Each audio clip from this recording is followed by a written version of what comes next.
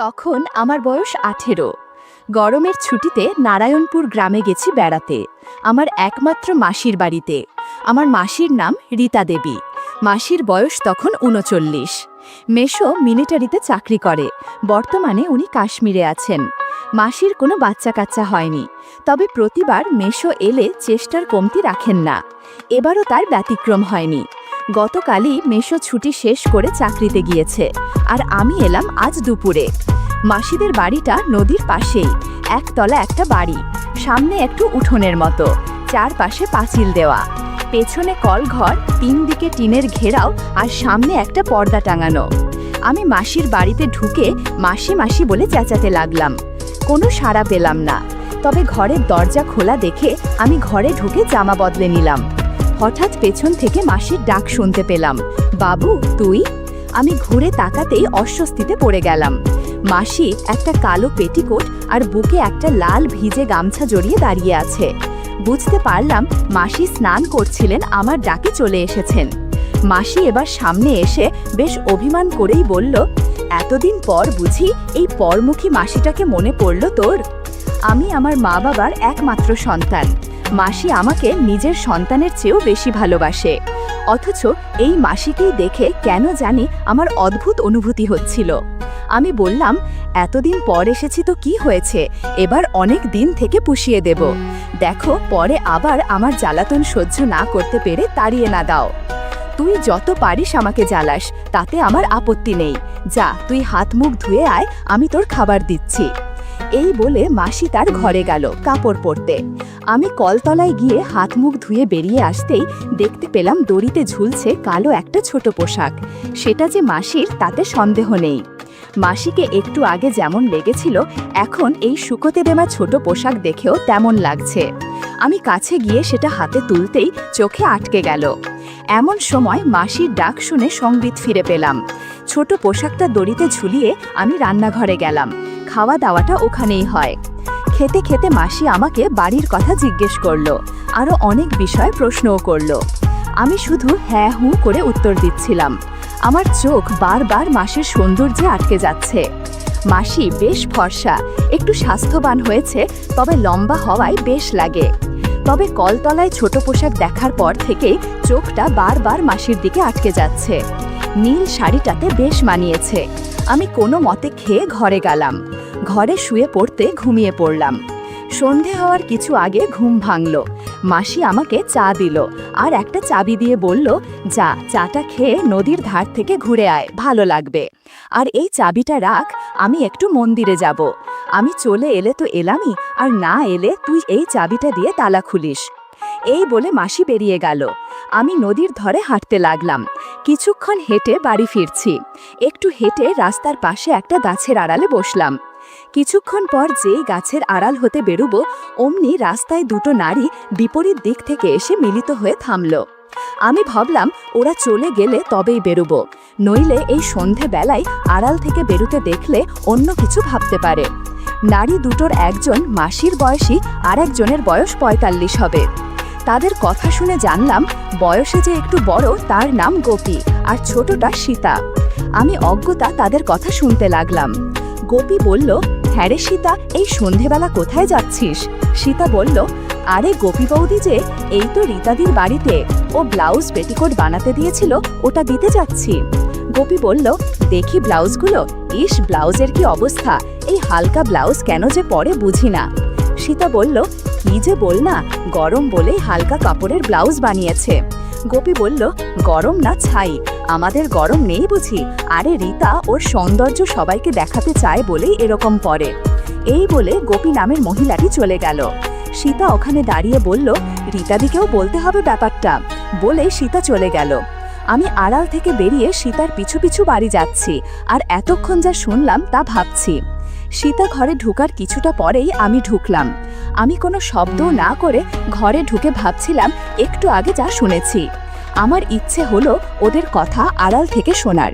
আমি বারান্দায় এসে মাসির ঘরের সামনে এসে দাঁড়ালাম। এমন সময় বিদ্যুৎ চলে গেল। ভেতর থেকে আওয়াজ উঠল, সীতা বাইরে চল, এই গরমে থাকা সম্ভব না। শুনে আমি দ্রুত আমার ঘরে চলে এলাম। রীতা মাসি বলল, শোন, আমি না বলা পর্যন্ত তুই অশোকদাকে এ বাড়িতে আসতে নিষেধ করবি। আজই ওকে এটা জানাবি। বাবু বাড়িতে, বুঝতেই পারছিস, জানাজুনি হলে ঝামেলার পরে যাব। সীতা বলল, তা না হয় বলবো, কিন্তু এভাবে আর কতদিন গো? পাড়ার মহিলারা যেভাবে আমাদের, বিশেষ করে তোমার পিছে লেগেছে, তাতে কদিন যে শাক দিয়ে মাছ ঢাকতে পারবো ভগবানই জানেন। আজ গোপী খোঁচা মেরে কিছু কথা শুনিয়ে দিল। ওদের আলাপ থেকে বুঝতে পারলাম অশোকদার সাথে এই দুজনের গভীর সম্পর্ক আছে। দুজনের স্বামী বাইরে থাকে বলে অশোকদার সাথে একটু সময় কাটায়।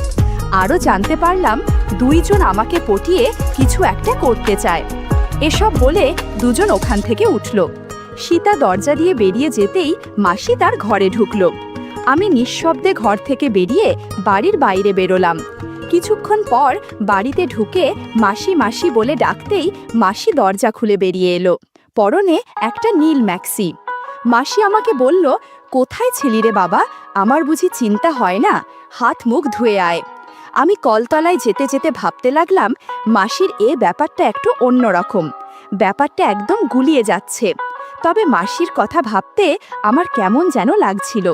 বারবার মাসির কথা মনের মধ্যে ভেসে উঠছে। এসব ভাবতে ভাবতে রাতের খাবার খেয়ে শুয়ে পড়লাম। একটু পর বাতি জেলে মাসি এলো।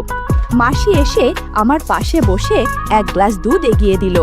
নে বাবা, দুধটুকু খেয়ে নে, তুই অনেক ক্লান্ত, এটা তোকে শক্তি যোগাবে। দেখিস না মায়েরা নিজেদের সন্তানদেরকে কত যত্ন কর। অবশ্য ভগবান আমাকে সেই সুযোগ দেয়নি। আমি কোনো মতে গ্লাসের দুধটা খেয়ে মাসিকে গুড নাইট বললাম। মাসির আচরণের এই পরিবর্তন বুঝতে পারলেও সাহসের অভাবে আমি কিছুই করতে পারিনি। অনেক কষ্টে ঘুমালাম, আর ঘুমের ভেতর মাসিকে স্বপ্নে দেখলাম। বন্ধুরা, ইউটিউবের করা নিয়মের কারণে স্বপ্নে যা দেখেছি তা সরাসরি বলা যাচ্ছে না। তোমরা কমেন্টে দেওয়া লিংক থেকে আমার ওয়েবসাইট ভিজিট করো, সেখানে একদম খোলামেলা গল্প দেয়া আছে। পরদিন ঘুম থেকে উঠতে উঠতে প্রায় 11টা বেজে গেল। আমি ভাবলাম এখনই স্নান সেরে ফেলা দরকার। আমি স্নান ঘরে যেতেই মাসির শুকোতে দেওয়া ছোট পোশাক নজরে এলো। তার মানে মাসি একটু আগে স্নান সেরে ফেলেছে। মাসি যাতে বুঝতে পারে সেজন্য আমি ছোট পোশাকটা নিয়ে পর্যবেক্ষণ করতে লাগলাম। সুগন্ধ নাথে যেতেই অনেক ভালো লাগছিল। স্নান সেরে ঘরে পৌঁছাতেই মাসির ডাক পেয়ে খেতে গেলাম। মাসির মাথায় একটা লাল টিপ আর সিঁদুর, নাকে একটা রিং পরা, তাতে মাসিকে অনেক সুন্দর লাগছিল। আমি ঠিক করলাম আজ সারা দিন মাসির পাশাপাশিই থাকব। মাসি আমাকে খেতে দিয়ে পাশে বসে কথা বলতে লাগলো। তবে মাসির মিটিমিটি হাসিটা আমাকে বেশ অস্বস্তিতে ফেলেছে। আর কোনো কথা খুঁজে না পেয়ে আমি চুপচাপ খেয়ে মাসির পাশে বসে রান্না করা দেখতে লাগলাম। আমার কাছে পুরো দৃশ্যটা কাল্পনিক মনে হলেও তা যে বাস্তব তা বুঝতে পারছিলাম। আমি মাসির কাছ থেকে উঠে চলে এলাম ধরা পড়ার আগেই। দুপুরে খেয়ে আমি আমার ঘরে একটু ঘুমোতে চেষ্টা করলাম। হঠাৎ মাসির ঘরের দরজা খোলার আওয়াজে আমি সজাগ হলাম। বুঝতে পারলাম সীতা এসেছে। আমি উঠে মাসির ঘরের দরজায় কান পাততেই শুনলাম, ধ্যাত, ওকে দিয়ে কিছুই হবে না। তুই বল না, আজ আমি যে পোশাক পরেছি তা দেখে যে কারোর মন আটকে যাওয়ার কথা। আর রান্নার পুরোটা সময় একটু অগোছালো ভাবে ছিলাম, তবুও ওর কোনো সাড়া নেই। সীতা বলল, আহা দিদি, তুমি ওর ওপর রাগ করছো কেন? আমার মনে হয় তুমি ওর মাসি, তাই যদি কিছু মনে করো বা ওকে বকা দাও বা ওর মাকে বলে দাও, তাই কিছু পড়ছে না। তাই আমি বলি কি, তুমি ওকে। বাকি কথাগুলো ফিসফিসিয়ে বলাতে আমি কিছুই শুনতে পেলাম না। শুধু এটুকুই শুনলাম, মাসি বলছে, তুই পড়িসও বটে, তাহলে এক কাজ কর, তোর বোনপোটাকে বলিস ওটা নিয়ে যেন 5টার দিকে চলে আসে। আমি বাবুকে নিয়ে তখনই বেরোবো। তাহলে আমি যাই, দেরি করলে আবার চিনুকে পাওয়া যাবে না। এই বলে সীতা চলে গেল। আমি বিছানায় শুয়ে পড়তেই মাসি ঘরে এলো। আমার পাশে বসে বলল, বাবু ঘুমিয়ে পড়েছিস? বললাম, না মাসি, কেন? চল আজ একটু বেরিয়ে আসি, পাশেই শহরে একটু ডাক্তার দেখব, তারপর না হয় দুজন মিলে একটা মুভি দেখে বাড়ি ফিরব। আমি বললাম, ওকে চলো। এরপর দুজনে রেডি হয়ে বেরিয়ে পড়লাম। মাসি দরজায় তালা দিয়ে বেরোতে লাগলো। মাসিকে একদমই চিনতে পারছি না। সকালেই যিনি অগোছালোভাবে শাড়ি পরেছিলেন এখন দেখি একদম গুছিয়ে শাড়ি পরেছেন। লাল সিঁদুর, লাল টিপ, লাল লিপস্টিক আর নাকে একটা রিং দিয়ে সাজান মুখটা ছাড়া কোনো কিছুই দেখা যাচ্ছে না। গ্রাম থেকে এই ছোট্ট শহরটাতে আসতে আসতে 6:30 বেজে গেছে। মাসি গাড়ি ভাড়া দিয়ে বিদায় দিল। ডাক্তারের চেম্বার থেকে বেরোলাম 7:30-এ। এবার আর একটা অটোতে করে সিনেমা হলে চলে গেলাম। মাসির জাগটা ভালো করে জানা, মেশোর সাথে নাকি প্রায় আসে। মাসি আমাকে নিয়ে যে মুভিটা দেখলো তা বেশ ভালোই, তবে মুভির মাঝখানে মাসি টয়লেটে গেল আর ফিরেও এলো একটু অগোছালোভাবে। আমি শুধু ভাবতে লাগলাম, মাসি হঠাৎ এই বেশ ধরল কেন? তাহলে আজ রাতেও কি কিছু হবে? মুভিটা শেষ হতেই আমরা বেরুলাম। তখন প্রায় রাত 10টা। মাসিকে যাওয়ার কথা বলতেই মাসি অবাক হয়ে বলল, পাগল হয়েছিস? এত রাতে কোন অটোওয়ালা যেতে চাইবে না? আমার এক পরিচিত দিদির একটা হোস্টেল আছে, ওখানেই থাকবো।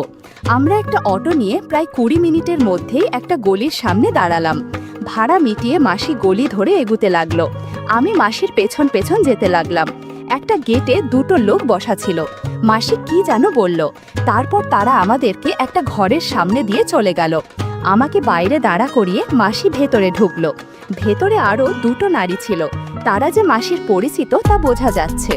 একটু পরেই মাসি একটা মহিলাকে সাথে নিয়ে বেরিয়ে এলো। তারা দুজন সামনে আর আমি পেছন পেছন যেতে লাগলাম। পুরানো এই বাড়িটির দোতলার একদম উত্তরের ঘরের সামনে নিয়ে মহিলাটি চাবি দিয়ে চলে গেল। মাসি চাবি খুলে ভেতরে ঢুকলো, আমিও তাই। বাতি জ্বালতেই বেশ ভালো লাগলো। সাজানো একটা ঘর, বড় একটা খাট, লাগোয়া বাথরুম, একটা টেবিলও আছে। আমরা ঘরে ঢোকার একটু পরেই সেই মহিলাটি 2টো টাওয়েল আর একটা পরিষ্কার লুঙ্গি দিয়ে গেল।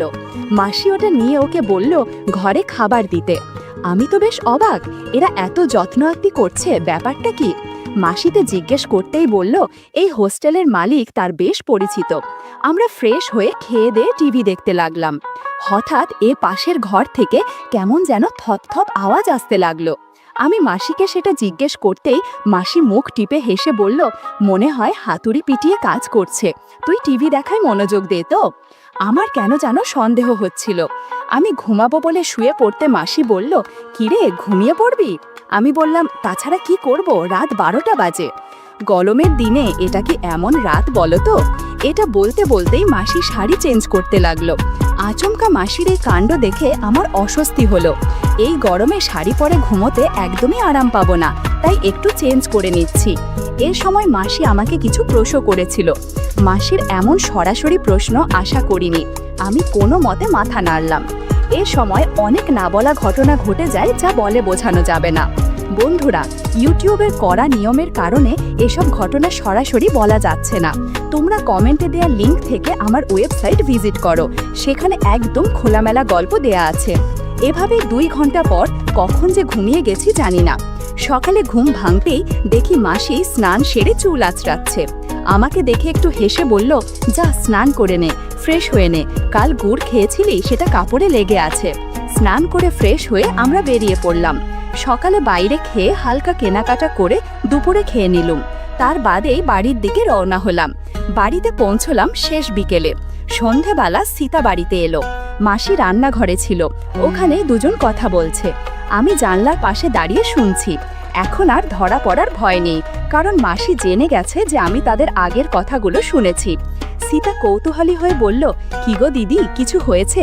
স্বামী সীতাকে সব কিছু খুলে বলে, আর সীতা বলে, তোমার ভাগ্নের সাথে আমার একটা ব্যবস্থা করে দাও না দিদি।